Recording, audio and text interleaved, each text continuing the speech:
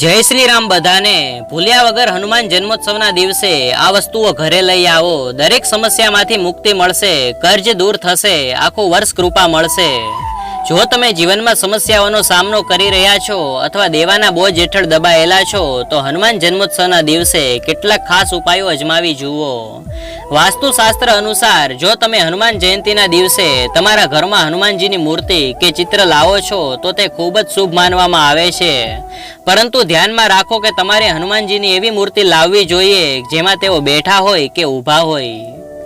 ધાર્મિક શાસ્ત્રો અનુસાર હનુમાનજીને સિંદૂર ખૂબ જ પ્રિય છે અને સિંદૂર ચડાવ્યા વિના તેમની પૂજા અધૂરી માનવામાં આવે છે. આવી સ્થિતિમાં હનુમાન જયંતિના દિવસે ઘરમાં સિંદૂર લાવવું શુભ રહે છે. જો તમે હનુમાન જન્મોત્સવ પર હનુમાનજીને પ્રસન્ન કરવા અને તેમના આશીર્વાદ મેળવવા માંગતા હો તો આ દિવસે તમારા ઘરમાં કેસર ચોક્કસ લાવો. આનાથી સુખ અને સમૃદ્ધિ મળે છે અને હનુમાનજીની કેસર વડે પૂજા કરો. વાસ્તુશાસ્ત્ર અનુસાર હનુમાન જયંતિના દિવસે ઘરે ધ્વજ લાવવો ખૂબ જ શુભ માનવામાં આવે છે.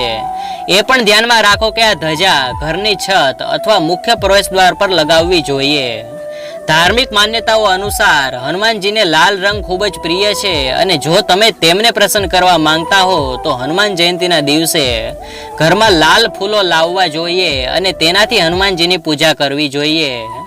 હિન્દુ ધર્મમાં નાગરવેલને શુભ અને પવિત્રતાનું પ્રતીક માનવામાં આવે છે. હનુમાનજીને પાન ચડાવવાથી તેમના વિશેષ આશીર્વાદ મળે છે. હનુમાન જન્મોત્સવ પર એક પાન લઈને તેમાં ગુલકંદ, લવિંગ અને એલચી નાખો અને હનુમાનજીને અર્પણ કરો.